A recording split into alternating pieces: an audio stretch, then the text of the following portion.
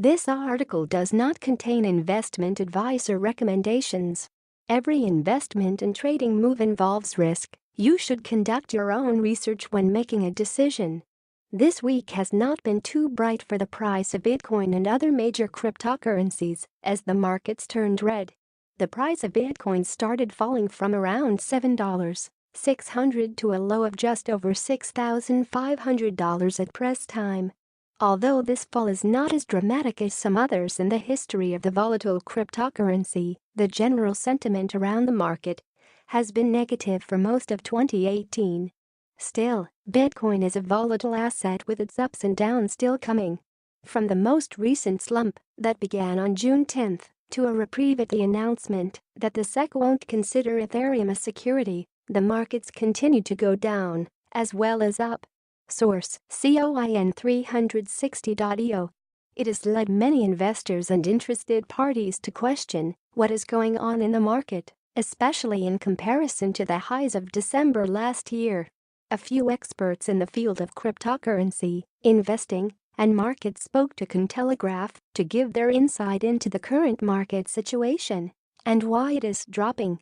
Niem Islam, Emin Gunsirer, Tom Lee, Miguel Palencia, and Alastair Milne all discussed their thoughts as to the market is falling. Niem Islam's concerns with security and regulation. On June 11, it was reported that a small cryptocurrency exchange in South Korea was hacked, and many mainstream media outlets tied this catalyst as a reason for the sudden downturn in the market. However, many commentators have refuted this cause and effect link and have cited other reasons for why the price is down. However, regardless of how much effect the hack directly had on the price in Bitcoin, Niem Islam, chief market analyst at Think Markets, discusses how this latest hack is another instance of negative press for the cryptocurrency space. Exchanges are not utilizing the top-notch technology to protect consumers, and hackers are taking full advantage of this issue. The question is there any limit to these hacks? After every few months, we are seeing the same pattern emerging. This is the result of loose regulatory control, and regulators must step in to protect the consumers. Anyone who wants to do anything with exchanges should be forced to adopt high-grade security and regular security upgrades. The effect of these hacks adds a far bigger element of risk to investing in cryptocurrencies and for the new market of traditional investors, and this is a big turn-off. Traditional investors would look for riskier assets when the bull market is in full throttle, and investors run for the hills when bears are in town. However, smart investors use a slightly different approach. They move their funds from riskier assets to those where they can seek safety.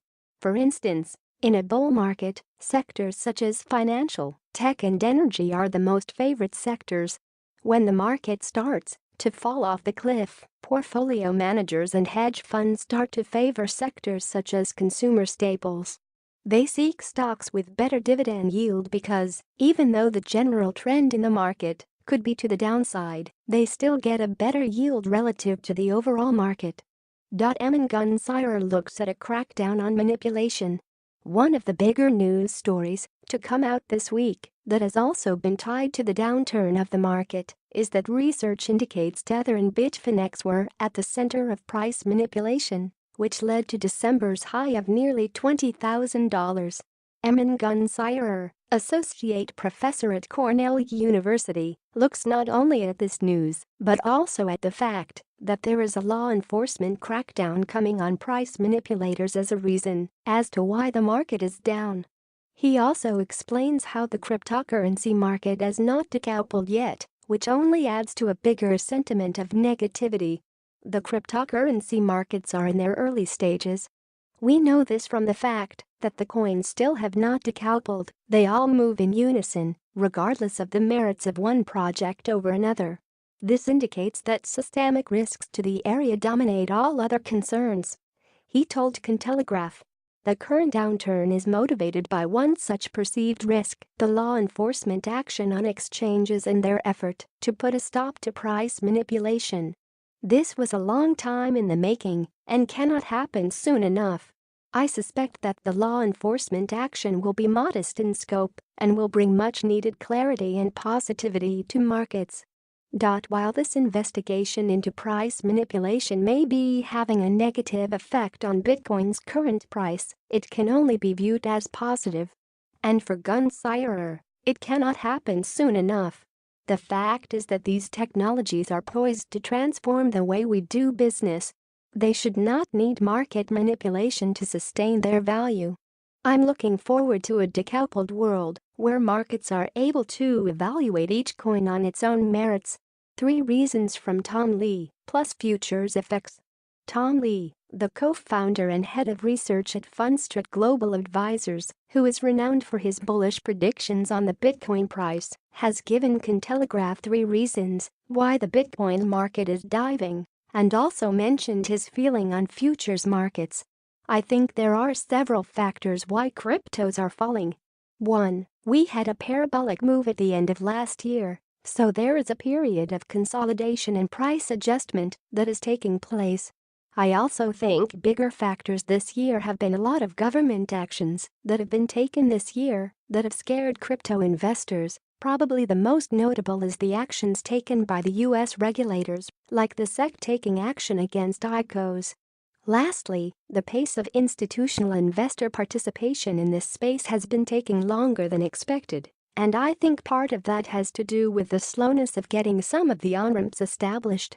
Lee also told Bloomberg that he feels that the expiration of Bitcoin futures contracts has a part to play in the most recent decline in Bitcoin price. He explains this further to Cointelegraph by saying that these volatile movements from futures will not persist indefinitely. Futures markets, in normal liquid markets, where there is broad participation, don't have an effect on the underlie. The futures itself is adding liquidity or attracting liquidity because institutions can use it, Lee explained.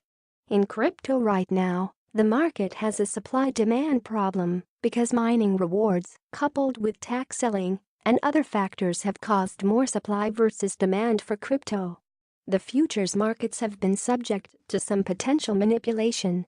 I don't think it will be the case in a few years from now, but even though the futures markets at the moment are only 100 million or so contracts, it is enough to affect Bitcoin price. Miguel Palencia's position on whales. For Miguel Palencia, Chief Information Officer at CTUM, which currently ranked 20th in terms of market cap, this current low has a lot to do with the faux decentralized nature of cryptocurrencies, which are still expanding and distributing. He talked to Cointelegraph of the effect that whales are having on moving the price around, but also makes mention of how these types of players in a relatively small and new market are also helping the ecosystem stay alive. Bitcoin, like other assets and technologies, goes through cycles that affect its use, which is often correlated with the asset price. What we see here is that the cycle was accelerated by situations which can be solved by fully decentralized operations. Eventually, when the blockchain ecosystem becomes fully decentralized and not controlled by big stakeholders and whales, it will be bringing back trust into the markets and we can see the markets climbing again. On the other hand, these market movers and shakers, supported by true Bitcoin believers, will not let Bitcoin reach zero.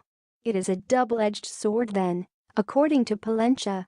Whales must surely have a part to play in the supposed market manipulation, but they are also a driving force in keeping the market afloat with their own investment. Alastair Milne's view on rapid slowdown. Alastair Milne, CIO of Altana Digital Currency Fund and founder of CoinTrader, is examining the entire year's performance and putting that December rally into perspective. The markets may well be down compared to the highs of $20,000, but $6,000 or $7,000 per BTC is still pretty good. It is a combination of a rapid slowdown in adoption, user growth and profit-taking, as well as hedging, Milne told Cointelegraph, explaining why he believes the market is where it is currently. Altcoins particularly became very overvalued and were overdue a correction. We are now searching for equilibrium again, where demand meets supply. From a macro point of view, It has never been better, so I feel comparisons to 2014-15 are misplaced. While many are hoping the bottom has been reached and the downturn is ending, Milne still thinks it is coming, but that it will provide a much more stable base to rebuild upon. I think after we eventually bottom, it will be a far more gradual comeback for the price, likely accelerating in 2019. No need to panic. The sentiment around the markets may be negative and one for concern when it comes to everyday investors, but overall, the experts spoken to do not seem to be raising any cause for alarm. Gunsirer is calling for more regulation and policing to try and stamp out the perceived market manipulation. And Palentia raises a good point about the need for whales at the moment, but in the future, true decentralization will be reached and Bitcoin will be stronger for it. Milne is also looking ahead, not worried about a bottom still to be reached, as it would allow for Bitcoin to gradually come back stronger. Aslam also brings up an important aspect that needs to be sorted out, that of hacks and poor security which are affecting market confidence. There is a lot that needs to be patched up in the cryptocurrency market, and when these things are sorted out, the price should follow in repairing itself to a more pleasant level.